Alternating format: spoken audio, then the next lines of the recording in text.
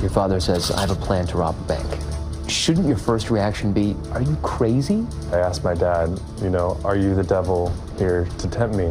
He said, yeah, probably.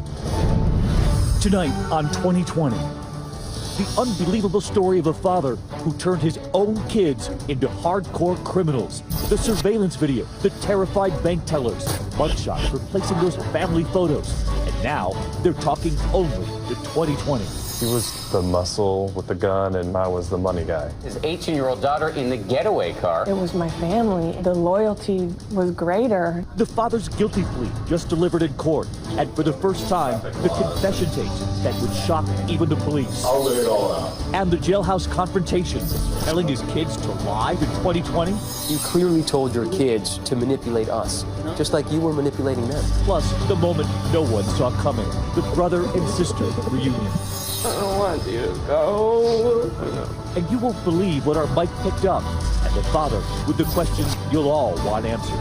Do you think that you're a dad or a devil for these kids? Tonight, they're keeping it all in the family. I said, oh, son, if I didn't know better, I'd say that was you. Here now, David Muir. Tonight here, a father, a son, and a daughter who will not be home for the holidays. In fact, as we come on here, they're locked up after dad asked his own children to do the unthinkable, asking if they would rob banks with him. You're about to see the terror they inflicted, the surveillance, the disguises, the guns, even the getaway car.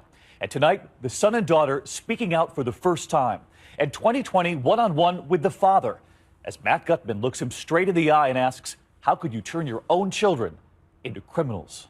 It's an all-in-the-family crime spree. That's dad in a mask and son in a fake mustache. It was a family affair, all right. A father on an outing with his two kids, but they weren't out for fast food. They were hungry for a fast buck.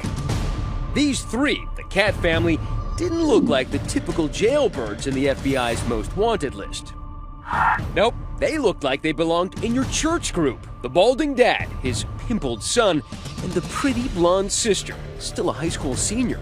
But apparently the family that stayed together robbed together. Have you ever seen anything like this? In my 20-plus years in law enforcement, I haven't, Matt. A family of bank robbers. If news of Daddy's misdeeds bewildered local cops and journalists, it blew away their own family members. Horrible, horrible. How can I wrap my brain around this? The fact is they pointed guns at people. That's terrifying to me. My little nephew, who has the sweetest heart, has been turned into that. It's sad, so sad. How could this have happened? We spent 13 months piecing together this story, talking to every major character. It begins where it ends, with Dad, Scott Cat. We met the father of this felonious family here. Nice to meet you. Nice to meet you. Behind 2 inches of glass at the Fort Bend County Jail in Texas. It is shocking to me because I've never been in trouble before. That would be the first of many lies he would tell us. Back then, we couldn't have known this tale would have more twists than a knotted rope, especially given how Cat started life, with a homemaker mom and a dad who worked at the local bank. Good student? He was a football star. Everyone, especially his mom, remembers him being so likable. Scott, he was so much fun. Great sense of humor. Always wanted to make us laugh. Scott Cat fell in love and married his high school sweetheart, Beth, a champion swimmer. She called him her handsome cowboy. What was Beth like? Beth? Oh, very, very loving. Good mommy. Terrific mother. It seemed like they had it all. They really did. He became a structural engineer, and the all-American family settled into a 4-bedroom house with a front porch tucked into Oregon's wine country. They both had great jobs. They both had great cars. They had the 2 kids. They had the dog, everything that you work so hard to do. Money, family, love. Scott and Beth had everything until Beth was diagnosed with breast cancer when Abby was just a baby. The only memory I have of my mom, she was on a bright orange stretcher being carried down the stairs, and I remember her face. So your first memory of your mother, or your only memory, is one of her being carried away on a stretcher? Yeah, that's all. But I hold on to it maybe as a good thing. Because it would be the only thing she had. Beth Cat would die at the age of 32, leaving behind 4-year-old Hayden and 2-year-old Abby. Suddenly, Scott Cat was a widower, a single dad with toddlers. How did you deal with it personally? I didn't deal with it. You were in denial. Completely. I was in denial about needing help, about grieving, about depression, about my ability to raise them by myself. You know, I started drinking heavily. What does heavily mean? Well, a fifth a day. A fifth of vodka or Jack Daniels a day. It's a lot of booze. It's a lot of booze. While Dad was drowning his sorrows, the kids were thriving in the pool. The star swimmers were also decent students, and when he was sober, their dad was the proud president of the swim club. And the kids idolized him. He was my best friend for a long time. He was a whole lot of fun, loved water parks and Disneyland almost as much as the kids. We'd all be on the ride together. It was just fun. We were all screaming and yelling, and he went on all the rides with us, and that's cool. So cool that he was really more a friend than a parent. There wasn't really a disciplinarian. I mean, there was no one there hounding us to do homework or keep up our grades. I knew it wasn't normal, but to me it was my normal. Abby and Hayden, by this time young teenagers, soon realized Dad was fun, but they could only rely on each other.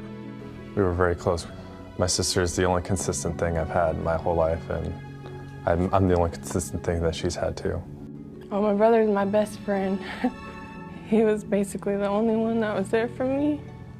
I can just look at her and know what's on her mind, what she's worried about. What Scott's kids were worried about most, their dad's drinking. I lied to him about it. I told him I was going to quit, and I didn't. But I did do quite a bit behind their back. And some of it in plain sight. There were arrests, there was brawling, disorderly conduct, and a new, more expensive vice, cocaine, he says. I'd say probably 3-4 grams a week. And the kids often found themselves assuming the roles of parents. And there was times when on my lunch break in school that I was going to pay the light bill, and I picked up his clothes from the dry cleaners. Scott partied away their savings. They went bankrupt. They lost their home. The lights went out. For a fresh start, and Scott says a new job, Cat traded the Oregon greenery for this scenery. An apartment in a Houston suburb with a whole lot of banks nearby. Money was tight, and I was really depressed. And, you know, I had complained to him saying, you know, if we didn't have to worry about money, there wouldn't be any of the stress or any of these negative things happening in our life. Now, at this point, most parents would urge their kids to earn money the old-fashioned way, with a job. Scott Cat offered a job, all right, a bank job, and a career of crime. That's when he approached me and said, would you be willing to do something to get some money more illegal than selling drugs? And I said, yes. So you're 18 years old. You need money. Your father says, I have a plan to rob a bank. Shouldn't your first reaction be, are you crazy? Looking back on it, I can't believe that wasn't my first reaction. To say, are you insane? Why did you go along with it so easily? I had a real struggle. I knew it was wrong, but I was really motivated by the money. The night before the first bank I was supposed to rob with him, I had kind of a panic attack all night, deciding, do I want to go down this path of evil, or is this not for me? Ultimately, Hayden Cat would agree to walk down that path of evil. He really wanted my help. In his mind, 2 people could be much more successful at it. But maybe a third would be even better, and there was just one cat left to choose. Scott told Hayden to talk to his sister into joining their gang. She was a high school senior, just 3 months shy of graduating. My dad sent my brother to ask me. Your dad sent your brother to ask you? Yeah. To rob banks with them? Yeah. And then the next day, my dad just basically laid it all out. You know, I'll buy you a new car, and I'll get you an apartment. Could you have asked, well, why don't you just give me the money? Why do I have to be a bank robber with you? No, I never asked. I mean, there's just, in some way, I was led on, like, this is how I protect them, and these are the only people I have. Now, son and daughter say this is when they crossed over to the criminal side. A plan was in motion. The mark, the Crlme Bank, just down the block. The morning of the first bank, I asked my dad, are you the devil here to tempt me? And his answer is what really scared me. He said, yeah, probably. I'm asking you to rob a bank. So he knew full well the world he was bringing you into. The biggest point he made to me was the plan for all the details. The details would have been what you've seen in the movies. The fake mustaches, fake guns, in hopes of getting real cash. But what the kids were really banking on was beginner's luck. I was actually shaking so bad that the employees grabbed the bag and started throwing money in for me. The family robberies. What could possibly go wrong? When we come back.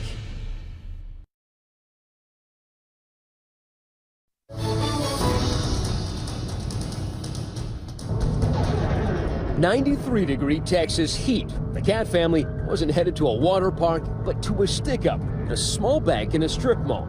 The man with the gun was Scott Cat, and along for his first heist, his apprentice, his 20-year-old son, Hayden. Their disguises? Painters' masks and white overalls. Outside, waiting in the getaway car and communicating with the men on walkie-talkie, 18-year-old Abby.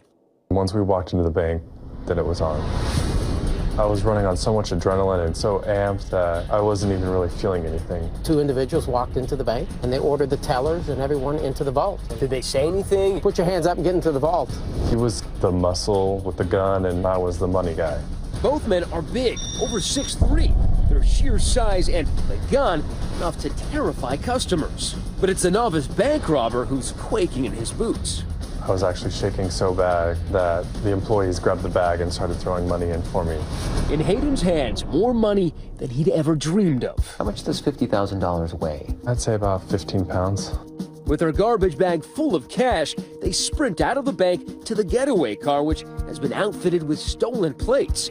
The wheelman, a frightened teenager. I was scared. It's just something you just want to be over with. And what was it like driving the getaway car? It's hard because you want to obey traffic laws, but your adrenaline is pumping. It was hard. I had them in my ear. My dad would yell at me to not drive fast, so I didn't. Despite the heckling from her backseat driver dad, the reluctant 18-year-old gets them to their apartment, half-mile away, undetected. The heist had gone off without a hitch, just like Dad had promised. Was there a woohoo moment? Not till we got home. With her sack full of 50 grand, the spending began. Cars, motorcycles, booze, and drugs. Abby's spending much more sensible. How'd you guys celebrate? I went off on my own and just got my nails done. In fact, the money came so easily and went so fast, within 2 months they burned through all their loot. Time for another bank job. The First Community Credit Union, just a few miles from the scene of their first crime. Before the hit, Abby cases the bank. That's her smiling and grabbing brochures from a bank employee. 11 days later, it's the same drill, new disguises. Ditching the painter's overalls for safety vests to blend in with nearby construction. They walked into the bank with orange construction vests on. Did you carry a gun in there? No. We used a BB gun. But it looked real. Yeah. I remember a few people's face still. What was their reaction? Total shock.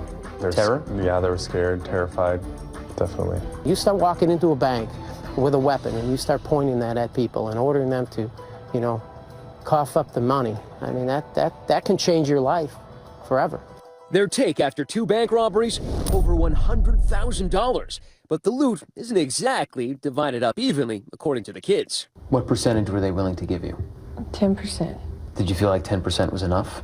Oh, yeah, because I never even had that much money. So your whole life? Right. $10,000. It was enough for me. Enough to buy a very practical used Ford Focus and more of those manicures. I guess by now you're aware that in Texas, whether you're the driver or you're the guy holding the gun, holding up a teller, it's the same crime. Yep. But you didn't know that then? No, I didn't know that then. And I know the part that I played was wrong, but it was my family, and the loyalty was greater at that point. But her father and brother seemed more loyal to the cold, hard cash that was coming in and to blowing it fast. Shopping, cars, partying, really nothing to show for it. When the comforts of daily life include Jack Daniels, a new Chevy Tahoe, a Harley, and a swanky Houston apartment, even 100 G's can disappear pretty fast. And for the Cat family, that meant one thing: time to go back to work. Had you planned another heist before you got busted? Yeah, the morning they picked us up, I think we're going to do probably 1 or 2 more. That day? Yeah. That's right, the Cats had gotten cocky, planning a pair of heists the day before their arrest.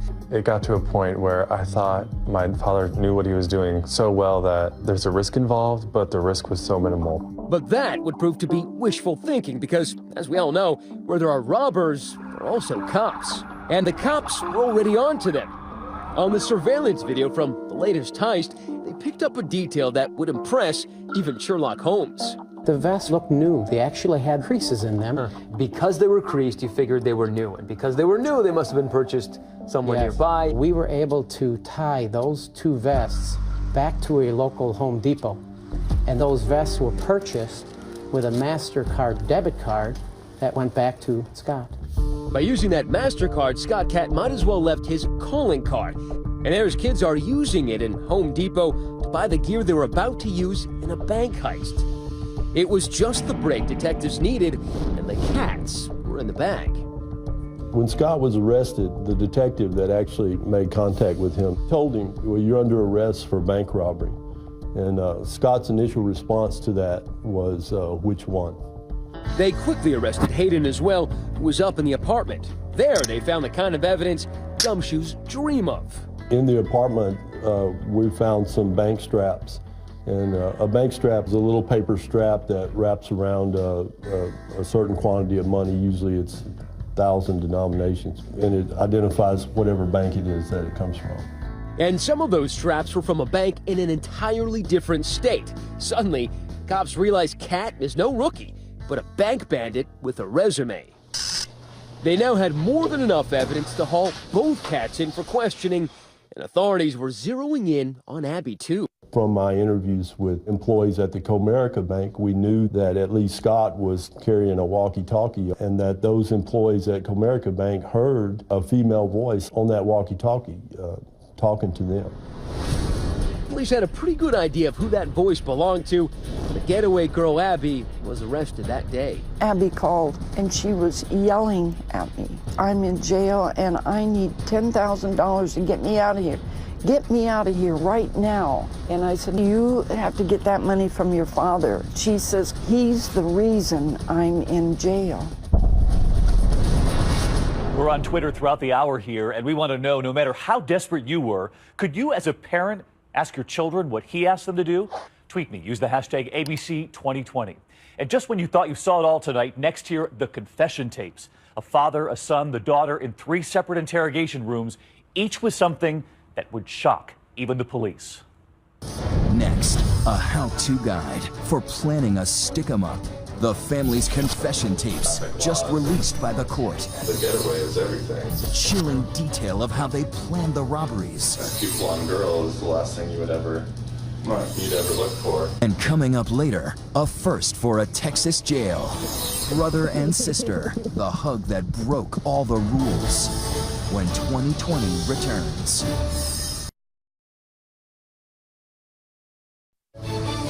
2020's All in the Family continues. Once again, Matt Gutman. Police had nabbed Scott Cat for holding up 2 banks. He wasn't the only cat in the hot seat. Just down the hall in another interrogation room was his 20-year-old son Hayden. Scott made it clear as he walked in, he was ready to come clean. You know, I'll lay it all out. I'll lay it all out from the very beginning till yesterday. It's a day of reckoning. I get it. Investigators were expecting to hear about the 2 heists in Texas, but they were about to learn that Scott Cat's secret life of crime dated back to the Clinton administration. He didn't even ask for a lawyer before he started spilling the beans. First, federal savings and loan. For this head-scratcher, Scott actually needed a whiteboard to lay out crimes that began in his home state of Oregon, 2,300 miles away. It was like a seminar in bank robbing 101. So this was number 1. This was number 1. Just went into the tellers, They just grabbed money and threw it in this bag and I left. So I'd say I got about like $2,500, roughly. We were able to insinuate to him that we knew all about what was going on in Oregon when, in all honesty, that wasn't the case. We didn't know about the banks he had robbed in Oregon really until the interview. In total, Scott would confess to having robbed 5 banks in Oregon before even setting foot in Texas. I can go in there and slam it and be out. I'm surprised he was able to, remain undetected, especially when one of the banks he robbed was in his hometown. You would think that someone would have known him. In fact, someone did. It was Scott Katz's own mother. I picked up our local newspaper, and on the front page was a picture of a man that robbed our local savings and loan, and that is where his father retired from. He worked at the bank? Yes. And I looked and I saw this frame of this big man, and I said, "Oh, son, if I didn't know better, I'd say that was you."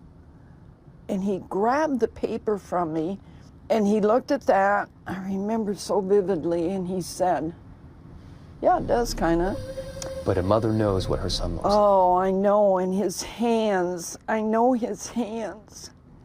And Scott said, well, he didn't get very much money.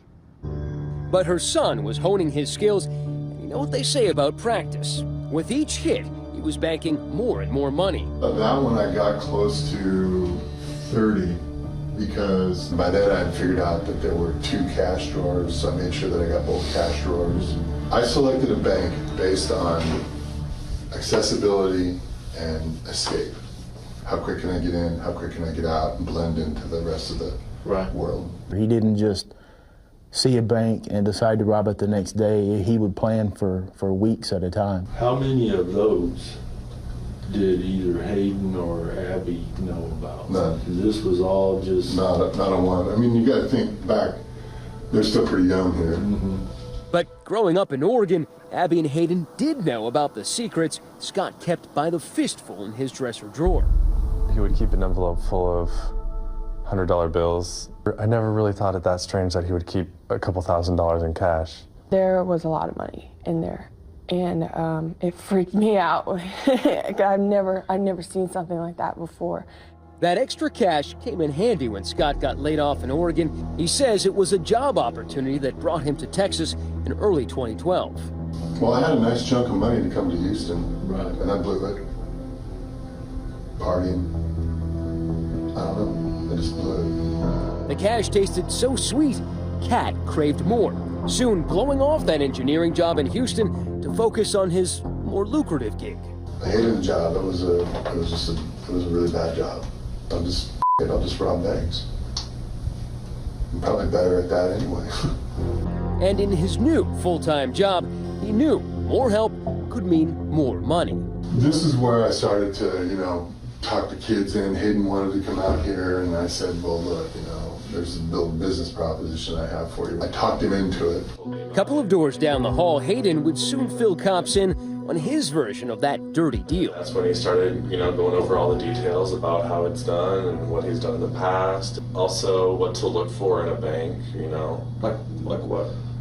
The getaway is everything. I told him, I don't think that I can drive after my first one. That's when we talked Abby into driving for us. We just needed someone who was able to drive slow and steady and abide all the traffic laws and, not look like a bank robber at all. This cute blonde girl is the last thing you would ever look for. But that's exactly who police were looking for. After getting a call from her dad, Abby drove herself in to talk to investigators. Same room, 6 hours later. Well, I just felt like, I needed to do what I did to, protect them. Abby admitted driving the getaway car, but said it was out of blind loyalty to her brother and her father, whose writing was still there on the wall. My mother died when I was 2, and a lot of it has to do with, I've always trusted my dad. It's not okay, obviously, I'm not stupid. But when it's your dad, it's almost like it is. I convinced her of it. She trusts me completely because she doesn't have anybody else to trust. But according to Texas law, it was a little too late to take the blame now. David Ryan is Abby's lawyer. Abigail Catt was facing 5 to 99 or life in prison for aggravated robbery, even though she didn't put a gun in anyone's face, because under Texas law, just being involved in the crime itself was enough to make her as culpable as her father and her brother.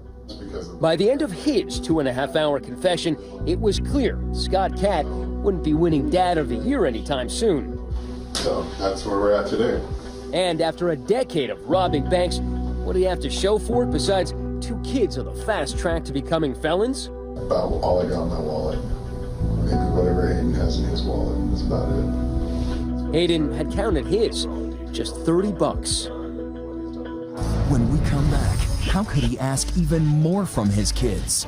Evidence 2020 obtained. A letter asking them to take longer sentences so he could serve less time. Where did you get this? It's your handwriting, isn't it? Yeah, it definitely is. You were even trying to manipulate them from behind bars.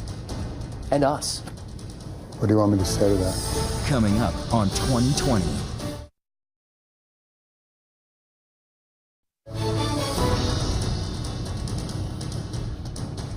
The pretty house with the wraparound porch in Oregon is now the Catt's rearview mirror. Tonight, they're in the big house behind the bars of the Fort Bend County Jail in Texas. The family has been held in separate cell blocks. They haven't seen each other in over a year as they await their day in court. Jailhouse life has taken its toll. Scott says there's not enough food, and he's lost more than 70 pounds, almost unrecognizable to his own mother when we showed her footage from our interview. He's a talking about man. $2,000 a week. Yeah. He doesn't look the same. Oh, I miss him. He's old. I don't want to see anymore. She's heartbroken by what her son did to the grandchildren she'd helped care for after their mother died. It's so hard. I wish I knew why he did this. I will never know. When we sat down with Scott, he wanted us to believe he was a changed man, a father who would do anything for his kids. If you were offered a deal where you had to spend 25, 30, 40 years in prison in exchange for both of your kids going free, would you take it? For them going free? Absolutely. What about life in prison? Sure. Scott Catt is a manipulator. He is a terrible excuse for a father, and no one would be here today except for the fact that Scott Catt decided a life of crime was easier than actually going to work every day and raising his children. Would you have said you were a good father? I thought I was.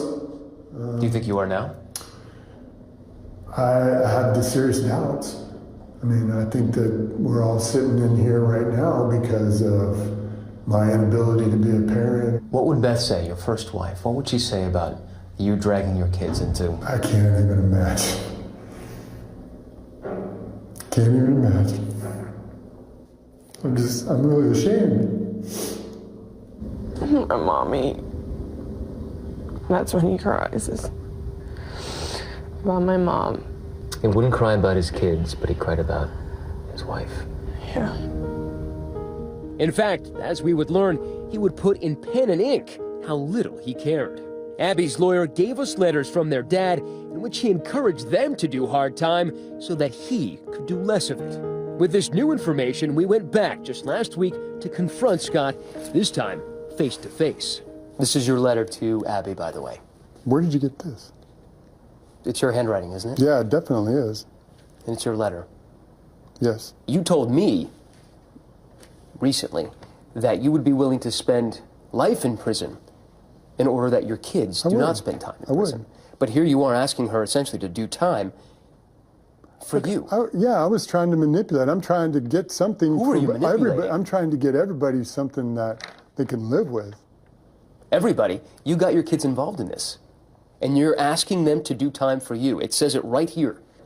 I do believe that you doing prison time will be good for me, and I know that wasn't an easy choice for you.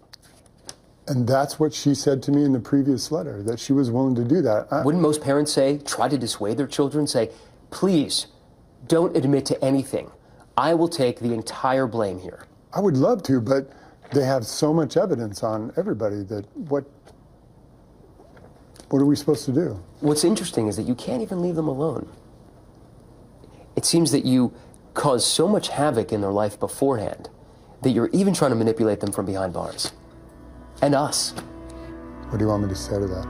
In another letter, Scott encourages Abby and Hayden to exaggerate his addiction in their interviews with us, also that his story would appear more sympathetic. Tell them I led a dual life involving drugs, alcohol, and women. We can F with them a little ha-ha. You clearly told your kids to manipulate us, just like you were manipulating them. I wanted to get some sort of movement on my case, something. It was a joke. I was joking around. That's the ha-ha part. I don't understand the humor. Well, that's the humor of somebody that's done a lot of drugs and alcohol. He has done research on what would make them have a better story. So being a drug addict, being an alcoholic, your audience would look at that and excuse it and maybe feel sorry for him. I did everything wrong. I wish I could take it back, but I can't. There's so many regrets about it. Your father says he blames himself. He says he's lied to you for many years. Mm-hmm. Do you believe him now? Am I just supposed to believe him all of a sudden? I want to, and I've always wanted to. But I believe he feels remorse, but I also believe that he still didn't have my best interests through all of this, through all the court stuff. When we told Scott his kids thought he'd failed as a father, he was dumbfounded. Did they forget about all the times, the happy times, if they don't remember the trip to Disneyland? I wish I could have made those memories a little more lasting for them. And unbelievably, despite everything, Abby and Hayden say they forgive their father. I've forgiven him because I have to for myself. And so I can start to live a normal life. I don't want hate, anger, any of that in my heart. If your father were right here, Hayden, what would you say to him? I'd tell him that I forgive him and that I don't want him to carry this burden around with him for the rest of his life. When we come back, an extraordinary television moment. Abby and Hayden reunite, and you won't believe what our mics picked up. That moment is something. Also coming up here, a judge decides the fate of the Cat family. What do you think the father should serve? And what about his children? Should Abby and Hayden serve the same amount of time? Let us know on Twitter. Use the hashtag ABC2020. And we'll be right back. Matt Gutman continues with more of 2020. They'd committed the crime. Now came the punishment. A serial bank robber who disturbingly recruited his own son and daughter to help him during a string of holdups has learned his fate. How do you plead to the offense? Are you pleading guilty freely and voluntarily? Scott Cat's 15 minutes of infamy would stretch into 24 years of prison. I mean, I'm 51 years old, so to me, that is life. If I don't have the opportunity to get out and see parole and make amends to my family and friends and repair some of those relationships, then it might as well be life. Texas penitentiaries are some of the toughest in the world, where prisoners have allegedly died from a soaring heat index of up to 130 degrees. Hayden accepted a deal of 10 years, a sizzling cell in Texas, a world removed from his suburban childhood in Oregon. Well, what do you expect prison life to be like? Hell. As close to hell on earth as you can get. How do you plead to the offense? Abby pled guilty and was given a 5-year sentence. Sheriff Troy Nels was so disturbed by Scott's manipulation of his kids that he's decided to help 19-year-old Abby. Instead of shipping her off to prison for 5 years, he's decided to keep her here at the jail, where we found her stitching patches onto police uniforms. I just feel that she's more of a victim in this. So my goal is to try to educate her, get her where she can get her GED, and try to teach her some type of a skill set here. So when she gets out, she can lead a productive life. For Abby, all she has left is her brother, Hayden. Why does that make you sad now? Because I miss him. And there's just nothing we can do for each other, you know. I just can't comfort him, and that makes me sad. Making an unprecedented gesture, Sheriff Troy Nels allowed us to bring them together one last time before they served their sentences. Brother and sister haven't seen each other in a year since the day of their arrest. Hayden is brought in shackled, hand and foot. And the jailhouse rules were strict. No touching. The soulmate siblings couldn't seem to help, reaching out. Abby. Breaking one last rule. Are you doing okay? Yes. Okay. I'm just happy to see you. Yeah, me too. Abby, I'm sorry, okay? I don't blame you for anything. Just know that I love you forever. I love you too. I don't blame you for anything. Nothing. It's gonna be a long time until I see you. I know. I love you. I love you too. Can I give him a hug? No, I can't hug you. No? No. And on the spur of the moment, we asked the sheriff for one more act of kindness. You guys want to give each other a hug? The sheriff says it's okay. Really? Oh. It could be 10 years before Abby and Hayden could embrace again.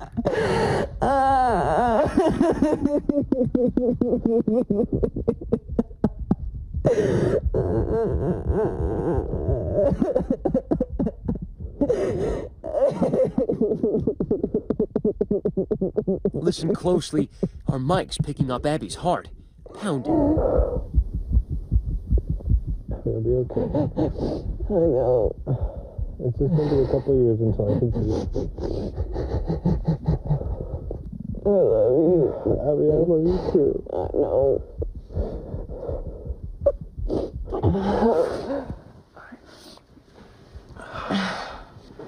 I don't want you to go. I know. And gushing out came the grief and the regret and the anger. Thank you for the hug. I needed it. I know. I love you. I love you too, okay? If you ever start to feel down or anything, just start to think about all those good times we had, okay? 'Cause that'll get you through. Okay. All right. I love you. Abby, I love you too. I'll see you soon. Okay, bye. And after 10 minutes of comfort, shackled again. The siblings' love for one another, the one thing their fool-hearted father couldn't destroy. See from the tears there, a brother and sister who still have a bond. And if you were Hayden and Abby, would you forgive your father? Tweet us, use the hashtag ABC2020. And we should note tonight that the father and son will learn in the coming weeks which Texas prisons they'll be sent to. Abby will serve out her time in the jail where we met her. She's eligible for parole in 18 months. When we come back here tonight, what Barbara Walters is working on right now. Next, what do Miley Cyrus and Duck Dynasty have in common? Barbara Walters, that's who. Coming up.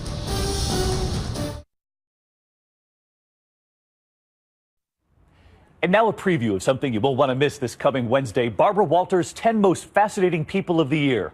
As you know, this is a big year for Barbara, and will be her last one doing the 10 Most Fascinating People. Not just the people we couldn't take our eyes off this year, but a look back at Barbara's 20 years doing the show, the interviews we're still talking about. You know that you're a star when everybody talks about your hair. That was so bizarre. When anybody's like, what is the weirdest thing about all of this? Probably seeing my haircut on the news. Are you a different person now than before this illness? I better be. I don't want to be the same person. I think that everything happens for a reason, for a purpose. What do you say to people who say, well, I miss the old Miley? I just have to say, do you miss being 13? You know, it's like everyone at one point was 13, because I don't miss being 13. Yeah. Faith, family, and ducks, and we start out with faith first. Then we drop down to family. Wow. Then we shoot up. That's this coming Wednesday night, December 18th, 9:30 Eastern, 8:30 Central. Barbara Walters' 10 Most Fascinating People of the Year. That's our program for tonight. Thanks for watching. I'm David Muir. For Elizabeth and all of us here at 2020 and ABC News, have a good evening. Good night.